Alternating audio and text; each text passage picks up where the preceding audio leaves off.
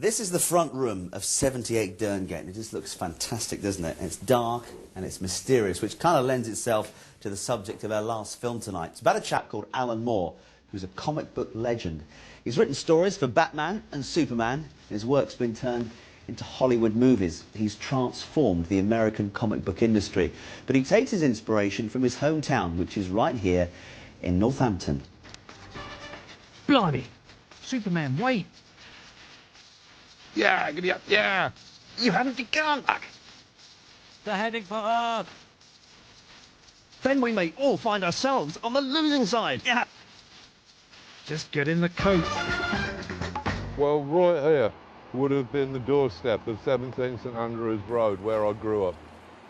Northampton-born Alan Moore is a giant in the world of comic books. He's won loads of awards, several of his books have been turned into films, and he's also written classic stories about Batman and Superman. I had a blissfully happy childhood. There was no talk of love or affection because you really didn't need to talk of love or affection. These were words that you tended to reserve for Christmas cards. Your parents didn't need to tell you that they loved you. They didn't need to give you a hug. You would have probably been quite alarmed if they had. Alan proved to be a bright youngster who quickly discovered a passion for reading. I joined the library by the time I was 5, and I'd naturally gravitated towards mythology, fairy stories, Arthurian romances, the legends of the Greeks and Romans and the Norse legends. And we, like every other home in the neighbourhood, we used to have the full spectrum of British comics that were available at the time. The Beano, the Dandy, the Beezer, the Topper. With all his success, Alan Moore could have turned his back on this country and headed for America and the bright lights. Instead, he prefers to live in Northampton, a town he loves. But it's not all been plain sailing. His school days ended under a very dark cloud. At the age of 17, I became one of the world's most inept LSD dealers. And the problem with becoming an LSD dealer is that if you're sampling your own product, your view of practical reality will probably become horribly distorted. And you may end up believing that you have supernatural powers and are completely immune to any form of retaliation or prosecution. This was not the case. Not surprisingly, Alan was expelled from grammar school. A series of boring dead-end jobs followed, including cleaning toilets in a Northampton hotel. Throughout this dark time, Alan was honing his writing skills. Eventually, a local paper paid him £10 a week for a cartoon strip called Maxwell the Magic Cat. Delroy, we've got to do something. We can't let these redundancies go on. We've got to organise. I suggest a series of wildcat strikes. How do you mean? Well, a sort of work to rule. See, the strips will still appear in the Northants Post, but they won't be funny. So, what else is new? To say that I drew Maxwell the Magic Cat is probably being too kind to my drawing abilities.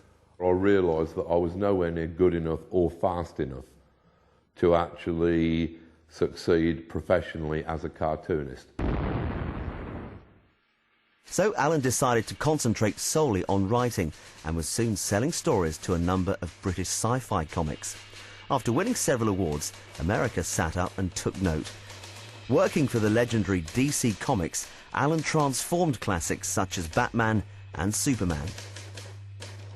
I think the fact that I was bringing literary values to the writing of comics was probably the thing that startled everybody and which gained me much of my reputation. That I was influenced by the comics that I'd read during my childhood and teenage years, but I was also influenced by the incredible number of grown-up authors that I'd read since then. Alan hasn't just been content breathing new life into existing titles. He's created many original and groundbreaking stories himself. One of the most successful is The League of Extraordinary Gentlemen. It was the idea of taking famous Victorian fantasy characters like, for example, Dr. Jekyll and Mr. Hyde, or H.G. Wells' The Invisible Man, and putting them into a kind of an ensemble together, which, while a fairly simple idea in its inception, quickly grew into a fantastic literary melange in which almost every fictional figure or place that you've ever heard of are all existing somewhere in the same universe within the League of Extraordinary Gentlemen, which has been incredible fun. Madam, please do not take that tone with me aboard my own ship. It is simply that having provided Mr. Bond and his employer with their cabarite, I find I do not trust them. Quickly, we must open the main hatch and let him in before someone notices him.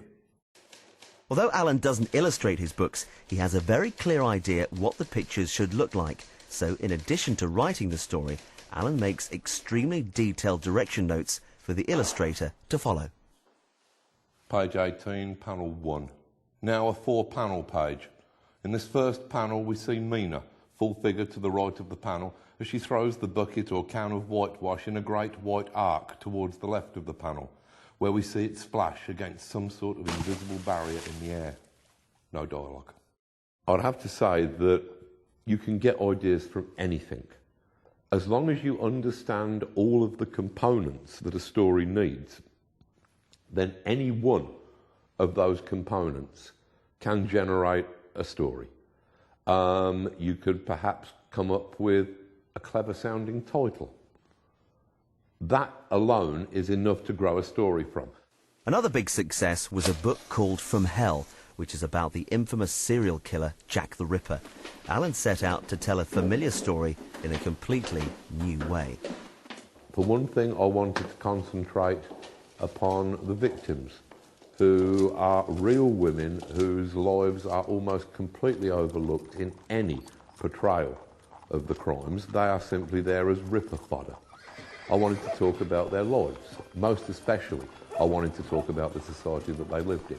I wanted to use the Jack the Ripper murders as a way of talking about the entire of Victorian society, its poverty, its unfairness, its dreams and its nightmares. Quite recently, I had a heart stroke. Did I tell you that? It caused aphasia, a fluxion of the brain's right side that yields hallucinations. Netly, I saw God. I knelt before him, and he told me what to do.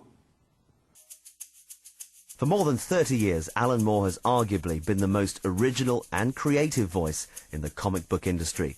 Other big hits have included V for Vendetta and the critically acclaimed Watchmen.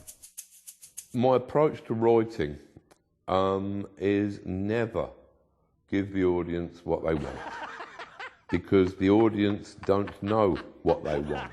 That's why they're the audience. It is the job of any artist or writer to give the audience what they need, which is not the same thing as what they want. It's basically myself that I'm writing all of this stuff for, because I think that if you try to second guess anything as amorphous as a hypothetical audience, you're almost certainly going to go wrong. Alan's latest project is much closer to home. He's left superheroes behind as he works on an epic historical novel called Jerusalem, which will be set in and around Northampton. Writing is the supreme enjoyment. There is something so thrilling about being able to generate an entire world, an entire cosmos inside your head.